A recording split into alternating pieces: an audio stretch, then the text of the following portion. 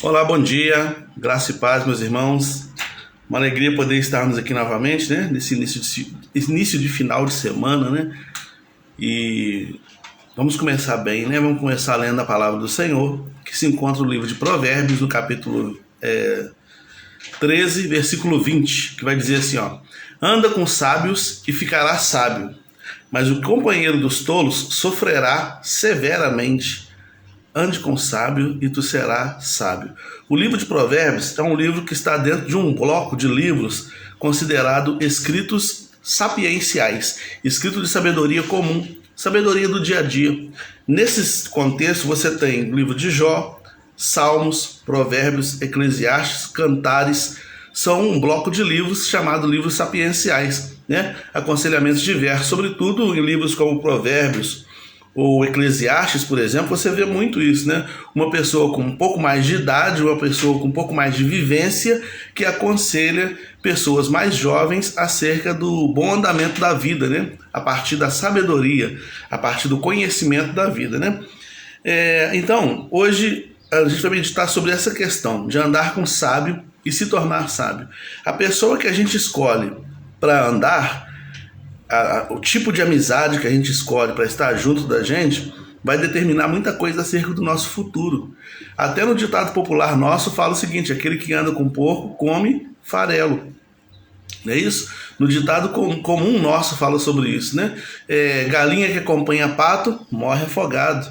Então, quer dizer, a gente já tem no nosso linguajar comum, nossa cultura popular aqui, a gente já tem essa noção de que o nosso futuro, o nosso destino vai sendo formatado a partir das pessoas com as quais a gente escolhe andar. E isso é muito importante, muito sério. Por isso que a gente tem que escolher com critério, né, essas questões.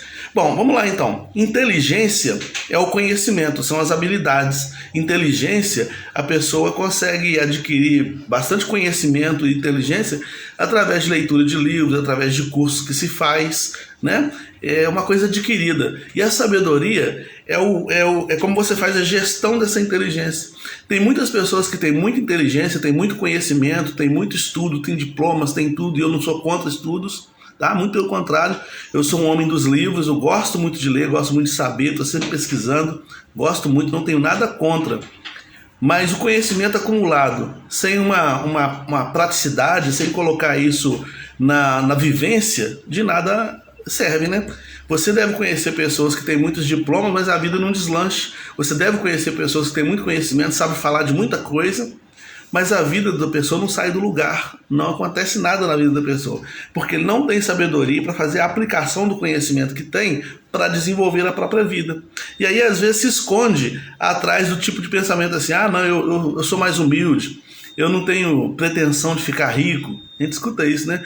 Eu não tenho pretensão disso, eu não tenho pretensão de chegar a lugar nenhum. Mas às vezes a pessoa reclama da condição de vida que está vivendo, e ela tem todas as ferramentas de inteligência, de conhecimento nas mãos para deslanchar na vida. Isso não acontece com ela porque muitas vezes ela não tem sabedoria para isso, né? Tem pessoas que conseguem ler, destrinchar um livro de filosofia em 2, 3 dias, ler, sabe tudo do livro de filosofia, por exemplo, mas na hora de fazer um café, não sabe. Na hora de fazer um arroz, não sabe. Na hora de fazer uma coisa simples da vida, não sabe aplicar na vida, né?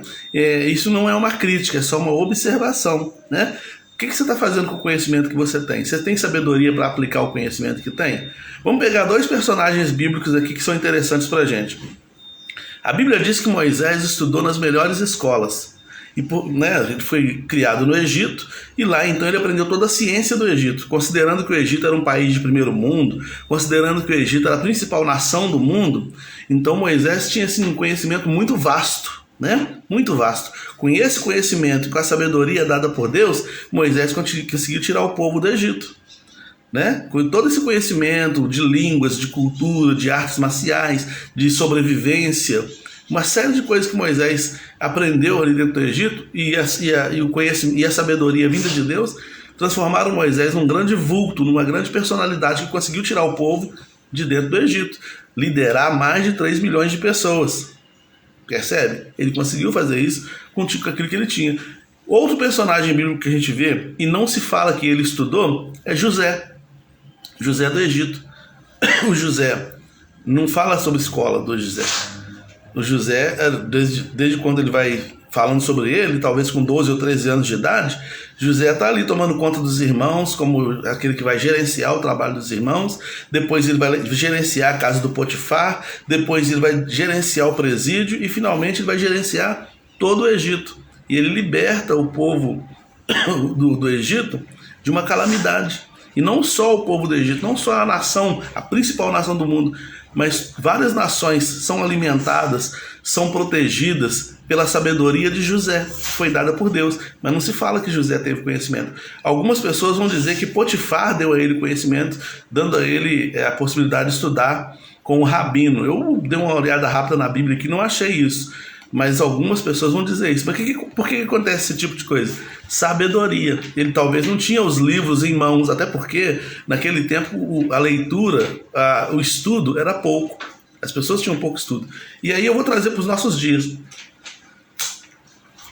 Você deve conhecer pessoas sábias, pessoas aí na casa dos 60, 70 anos de idade, que não teve a mesma oportunidade de estudar como hoje nós temos. Hoje em dia, qualquer menino hoje de 20 e poucos anos de idade já tem mestrado, né? Já está cheio de diploma, cheio de coisa. E aí você pega, por exemplo, um senhor que hoje está com 60, 70, eu vou pegar o meu sogro aí como exemplo, né? Com 70 anos de idade, não teve tanta oportunidade de estudar como a minha mãe não teve, como meu pai não teve, mas eram pessoas que tinham que se valer da sabedoria. Eles não tinham conhecimento teórico, eles não tinham livros, mas eles sabiam fazer a vida acontecer. A partir da sabedoria, eles construíram o mundo que nós vivemos hoje. Nós somos herdeiros de pessoas que usaram a sabedoria lá atrás, né? E hoje a gente tem tanto conhecimento, mas muitas vezes não aplica esse conhecimento, não consegue aplicar esse conhecimento, não consegue ter sabedoria para viver às custas desse conhecimento que a gente tem.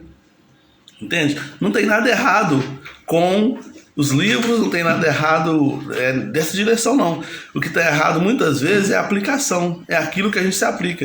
E aí a gente vê 3 tipos de pessoas. A pessoa tola, que a Bíblia no Provérbios fala muito do tolo, né? Ela contrasta o sábio e o tolo. O tolo é o tipo de pessoa que fala de pessoas. Ele é um maledicente, ele fala de pessoas. Esse é o tolo. A pessoa comum que fala de coisas. Larissa Manoela, não tem nada a ver com a sua vida.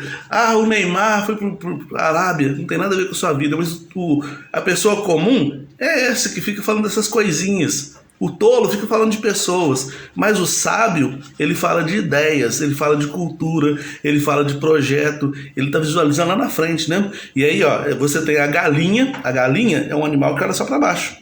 Só olha para baixo, fica ciscando, não sai do lugar, né? A vida inteira dela vai ficar ali no galinheiro. O pardal é um pássaro, tem asas, mas voa baixo. Ele não consegue voar muito alto, muito baixo. Mas tem a águia. A águia já voa lá em cima.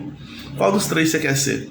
Você quer ser tolo, comum ou sábio? Você quer ser galinha, pardal ou águia? Você quer andar com tolo, com uma pessoa tola, uma pessoa comum ou uma pessoa sábia? Você quer andar com uma pessoa que tem espírito de galinha, uma pessoa que tem espírito de pardal ou uma pessoa que tem espírito de águia? A sua companhia vai determinar onde você vai chegar. É a Bíblia que fala isso. E deixa eu te falar uma coisa. É importante a gente escolher a companhia, sabe? Porque ela determina o futuro, né? Até Jesus escolheu a companhia dele. Jesus escolheu 12 homens para andar com ele.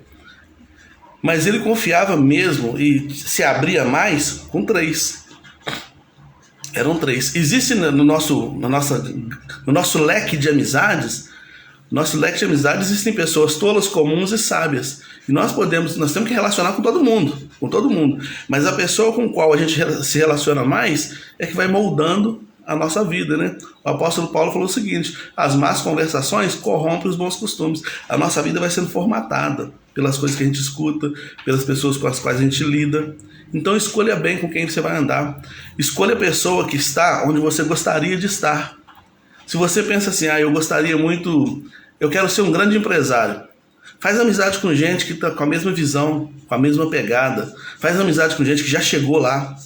Cuidado com o conselho de pessoas que falam assim, vou fazer uma crítica construtiva. A primeira coisa que você tem que ver é se essa pessoa construiu alguma coisa. Porque muitas pessoas têm críticas construtivas, mas ele mesmo não construiu nada na vida dele, a vida dele não sai do lugar. Sabe? Aceite críticas de quem está lá na frente, de quem já passou pelo que você está passando, de quem já viveu o que você está vivendo. Aceite opiniões, aceite conselhos de pessoas que já estão onde você gostaria de estar. Cola nessas pessoas, né? Deixa eu te fazer um teste contigo aqui para a gente terminar nossa conversa aqui. Você conhece uma pessoa, pensa agora aí numa pessoa que você sabe, esse nosso fulano é cheio de sabedoria. Mas não é conhecimento não, já entendeu a distinção, né? Sabedoria. Uma pessoa que você vê que aplica os conhecimentos que tem e a vida vai acontecendo. A vida dessa pessoa está acontecendo. Está sempre em movimento e movimento crescente. Pensa nessa pessoa aí. Pensou? Agora a segunda coisa, cola nela.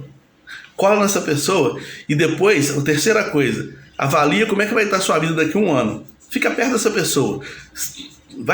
Cria uma amizade com ela, vai se aproximando, vai conversando, fica ali um ano conversando com essa pessoa, anota a data de hoje e daqui a um ano, observe como é que a sua vida vai estar, se você já não vai estar num nível mais alto, entendeu? Agora, se você quiser fazer o teste contrário também, não te aconselho, mas você pode fazer. Pega uma pessoa medíocre, uma pessoa que tem um pensamento baixo, uma pessoa que só olha para baixo, fala de pessoas, fala de coisas, mas nunca fala de projetos, nunca desenvolve um projeto na vida.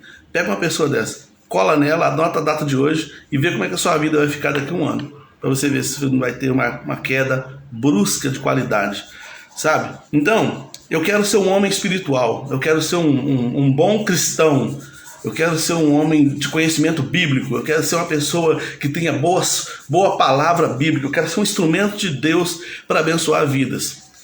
Olha alguém que é assim. Cola nessa pessoa, vira amigo dessa pessoa, escuta essa pessoa, veja quais os caminhos essa pessoa fez para chegar ali.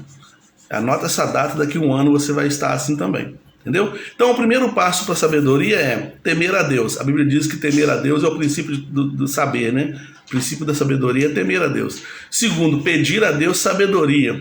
Você tem muito conhecimento, como é que eu aplico isso na minha vida? Os conhecimentos que a gente tem são ferramentas para desenvolver a vida. Mas muitas vezes a vida não desenvolve porque a gente não sabe aplicar, né? Não adianta nada você ter um avião de última geração que vai te levar nos Estados Unidos, daqui nos Estados Unidos em 2 horas, se você não sabe pilotar. Então ter conhecimento, mas não ter sabedoria para pilotar essa nave do conhecimento, não adianta. Então pede a Deus sabedoria. Tiago fala assim, ó, se você tem falta de sabedoria, peça a Deus que Ele dá.